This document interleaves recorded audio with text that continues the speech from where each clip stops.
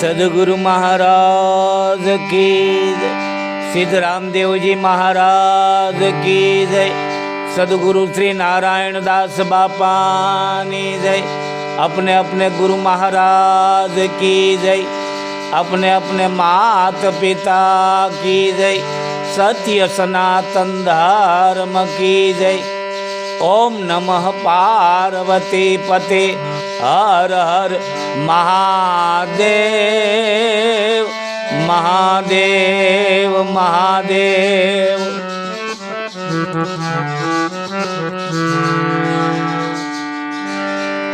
तो श्री गुरु चरण सरोज रज निज मन मुकुर सुधारी। बरनउ रघुबर बिमल जस जोदायक फलचारी। बुद्धिहीन तनु जानिके सुमिरो पवन कुमार। बल बुद्धि विद्या देहु मोहि हरहु कलेश विकार। तमाम साधु संतो महंतो बेग भगवती जति सती आचार्य पुरुषो તેમજ હંસ ગતિના પ્રેમી આત્માઓના શરણમાં આ દાસના દાસ તિલકદાસના જય ગુરુ મહારાજ, જય અલખધણી, જય અખંડ ધણી, बंदगी साहेब की ओर सुमिरन सतनाम का। जय सियाराम, जय सियाराम, जय सियाराम। मारा वाला भक्तजनों, आत्मीयजनों, प्रियजनों અને જિજ્ઞાસુ, આપ સર્વનું અખંડ જ્યોત ચેનલમાં હૃદયના ભાવથી સ્વાગત છે। પધારો મારા વાલા। આપણે મહાપુરુષોની વાણી દ્વારા ચર્ચા વિચારણા કરીએ અને આપણે નિજાનંદ માણીએ। આપણે ગંગા સતી માની વાણીનું વર્ણન કરીએ છીએ। આજે એમનું 18મું ભજન છે, એટલે 18મો ભાગ છે। ગંગા સતીમાં એના પદો એટલા બધા રહસ્યમય છે। જો કોઈ સમર્થ સદગુરુ મળે, કોઈ જાગૃત અનુભવી સદગુરુ મળે તો આનો જેમ છે તેમ આપણને રહસ્ય સમજાય। આ તો મારી વાણીને પવિત્ર કરવાને માટે મને મારા સદગુરુ પાસેથી જે કંઈ મળ્યું છે તે આપની સમક્ષ રજૂ કરું છું। એ પણ મારો નિજાનંદ છે। હું કહું તે સત્ય છે એવું નથી મારા વાલા। આ પૃથ્વી ઉપર અનેક જ્ઞાની, ધ્યાની, વિજ્ઞાની, યોગી પુરુષો છે જે આનો જેમ છે તેમ ખુલાસો કરી શકે છે। પણ મારું એવું કહેવાનું છે કે જે મહાપુરુષોએ જે પદ રચ્યું છે એ પદને જો સમજવું હોય તો એ મહાપુરુષના ખોળામાં બેસવું જ પડે। એના સાનિધ્યમાં જવું પડે, એની ધારામાં જવું પડે, તો જ આપણને એ પદનું રહસ્ય જેમ છે તેમ સમજાય। બાકી ભણેલા હોય એ એક અક્ષરનો અર્થ કરી જાણે, પછી જ્ઞાની હોય તો એનો ભાવાર્થ કરી જાણે। જ્ઞાની પુરુષો હોય તો ગમે તેવું ભજનો હોય, ગમે તેવા અક્ષરો હોય તો એનો ભાવાર્થ કરી જાણે, સભાને મોહિત કરી જાણે, સભાને પ્રભાવિત કરી જાણે। પણ એનું જે રહસ્ય છે, એ જે ગૂઢાર્થ છે, જે એનો ભેદ છે, એ તો જે મહાપુરુષોએ જે વાણી રચી છે ને એની પાસે જ જવું પડે છે। આ તો અર્થ થાય, ભાવાર્થ થાય મારા વાલા। એમ આ જગતની અંદર બધાય મહાપુરુષો અર્થ કરે છે, ભાવાર્થ કરે છે, પણ કોઈ સદગુરુના બંદા, કોઈ સદગુરુના બાળકો, કોઈ અનુભવી પુરુષો, કોઈ હંસગતિના પ્રેમી આત્માઓ આનું જેમ છે તેમ ખુલાસો પણ કરે છે મારા વાલા। અને ખુલાસો કરીએથી પણ કદાચ આપણે જાણી લઈએ તો જાણીથી શું થવાનું છે?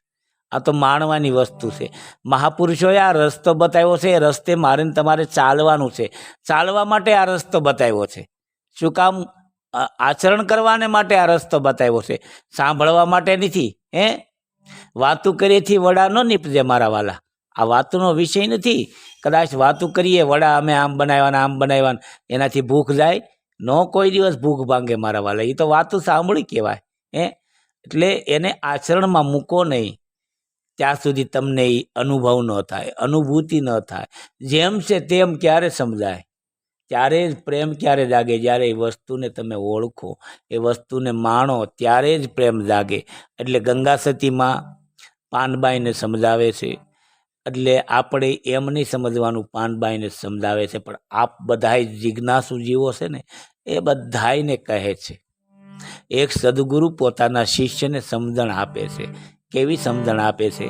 આપણે ગંગા સતી માનું પદ લઈએ.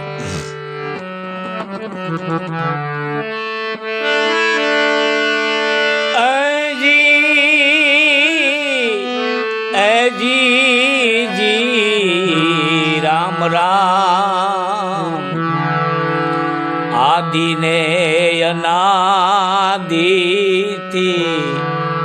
એ વચન છે પરિપૂરણ.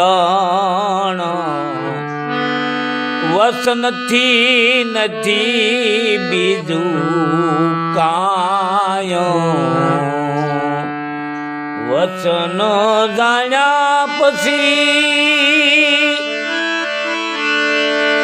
એ શુદ્ધ પ્રેમ જાગે. વચન જાણ્યા પછી શુદ્ધ પ્રેમ જાગે. એ પછી સુરતા નિર્ગુણમાં એ સમાય. આદિ રે અનાદિથી આ વચન છે પરિપૂરણ. વચનથી નથી બીજું એ કાય. ગંગા સતી માનું પદ છે એમ કહે છે કે આદિ અનાદિ વચન છે પરિપૂર્ણ. આદિ અનાદિથી મારા વાલા ને સત્ય સનાતન ઈ જ છે. વચન પરિપૂર્ણ છે મારા વાલા. વચનથી બીજું કાંઈ નથી. તમે ગમે તેની સાધના કરો, પણ જ્યાં સુધી વચનની સાધના ન થાય, વચનને જાણો નહીં, વચનને માણો નહીં, ત્યાં સુધી બધું અધૂરું છે એમ ગંગા સતી કહે છે. શું કહે છે કે આદિ અનાદિ એટલે જેનો આરંભનો નિર્ણય અશક્ય છે તેવું અંતિમ સત્વ અનાદિ છે. અકારણ જ્યારે તેનાથી બ્રહ્માંડ થયું તેની અંતિમ સત્ય આદિ છે. જગત કારણ સમગ્ર વિશ્વ બ્રહ્માંડ વચનથી રચાયેલું છે. બ્રહ્માંડની ઉત્પત્તિ વચનથી થઈ છે. એ વચને વચને આ વિશ્વની લીલા વિસ્તરણ પામતી ગઈ છે. વચન સૃષ્ટિ પહેલાં પણ પરમાત્માનું અસ્તિત્વ હતું અને વચન પરમાત્મામાં સમાયેલું હતું. વચન એ પરમાત્માની રચનાત્મક શક્તિ છે. મૂળ વચન સદગુરુ વચન રૂપે દીક્ષા આપે છે, જે ગુરુ કૃપા સાધ્ય છે. સંત પરમ આદિ અનાદિ છે. સદગુરુ આદિ અનાદિ છે અને મૂળ વચન પણ આદિ અનાદિ છે.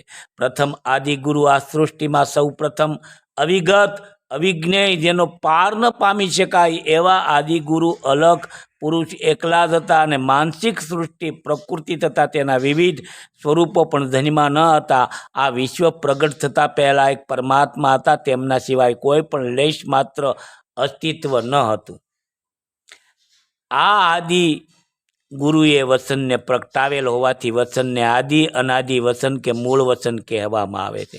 તેનો ધર્મ આદિ અનાદિ ધર્મ કહેવાય છે. તે ધર્મ પણ સૃષ્ટિની શરૂઆતથી જ પહેલાં પણ હતો. સૃષ્ટિની કારણ ધારણ એ ધર્મ છે, તેથી આદિ ધર્મ કહેવાય છે. જે સ્વયંભૂ શંભુ છે, અર્થાત તેનું કોઈ કારણ નથી, તેથી તે ધર્મ અનાદિ છે. જેનું પ્રાગટ્ય સૃષ્ટિના પ્રાગટ્ય સાથે જ છે.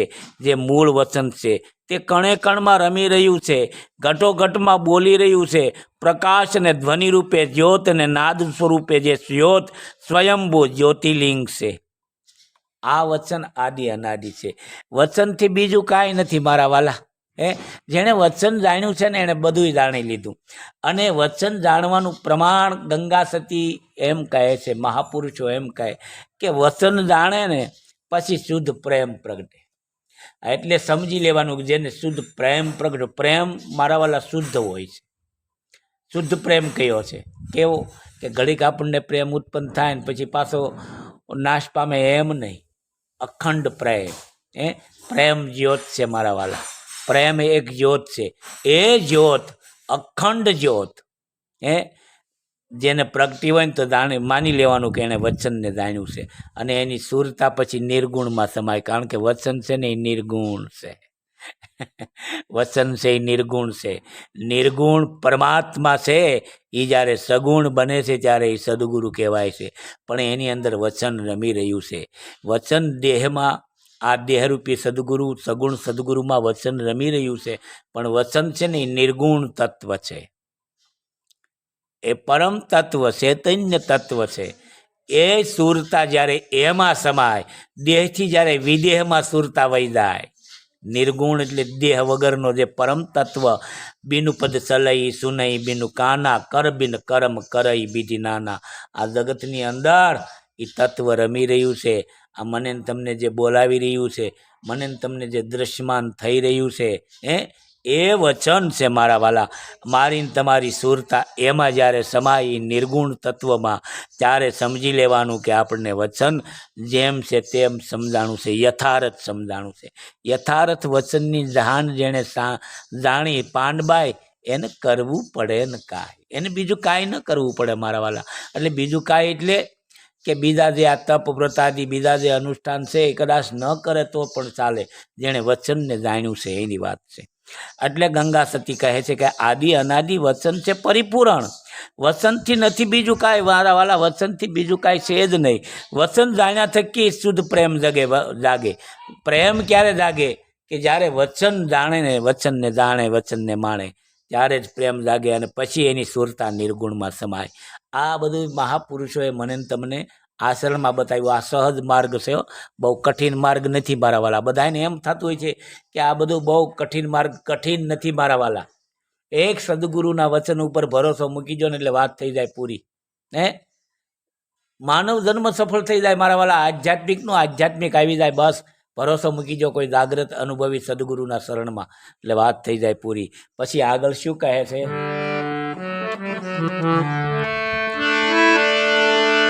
એ ભાઈ રે મારા,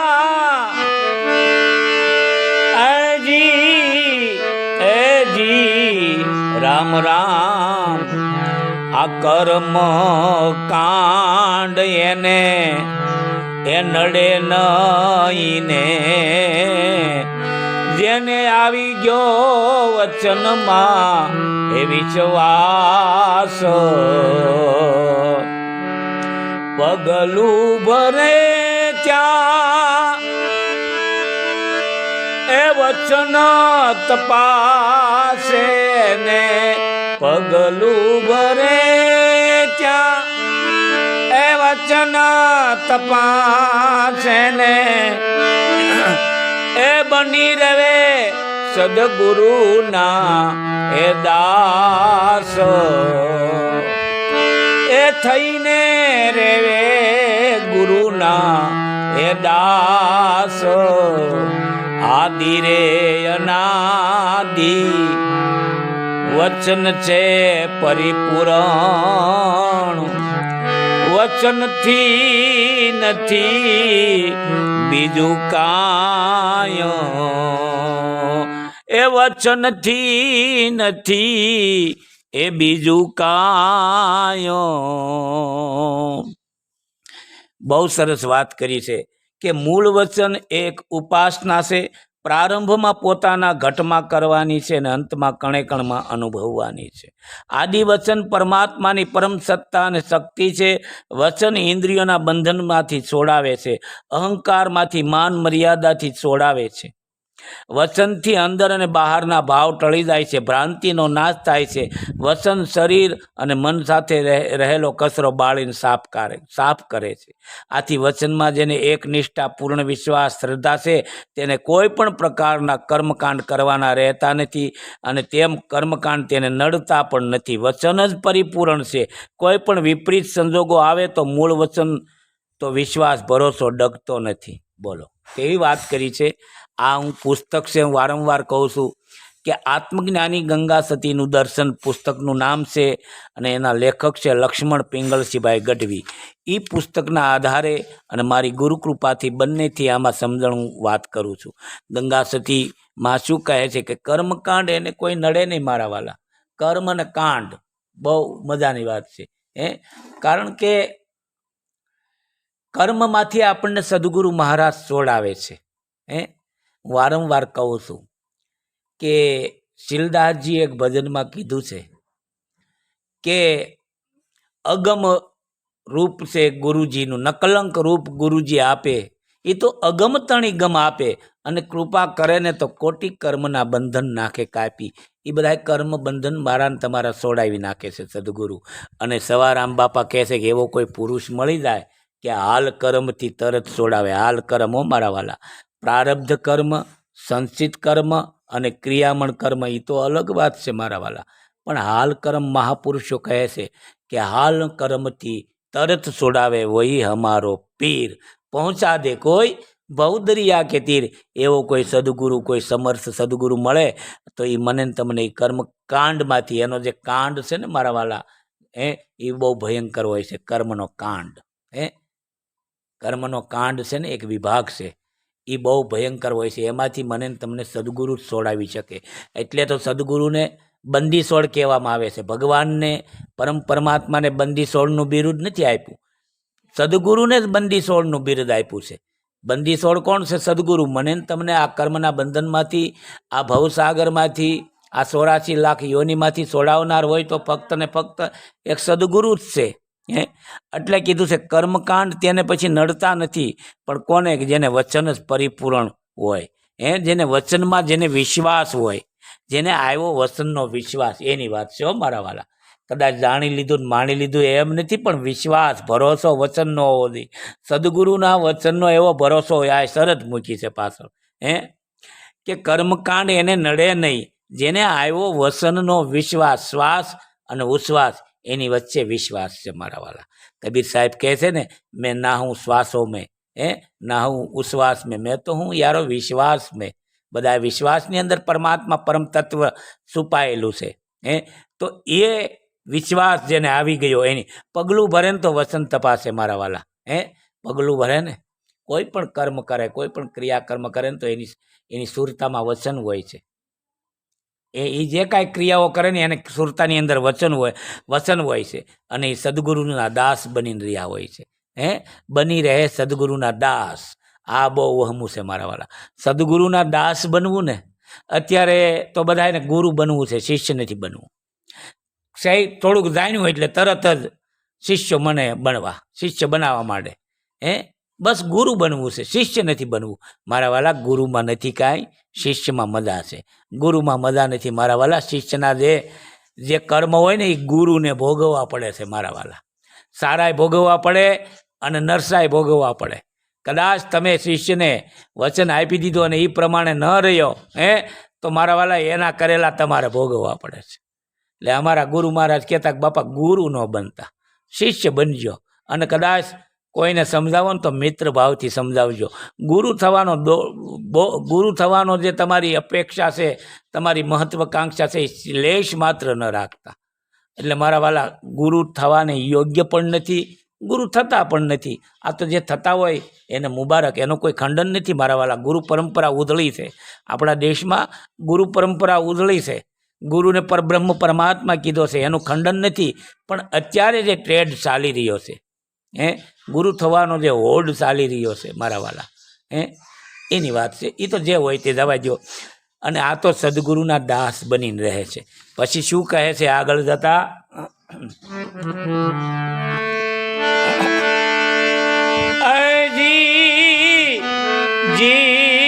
જી રામ રામ જનક વિદેહી, વચન ભૂલી ગયા ને દીધો જેણે પેગડે પાવ.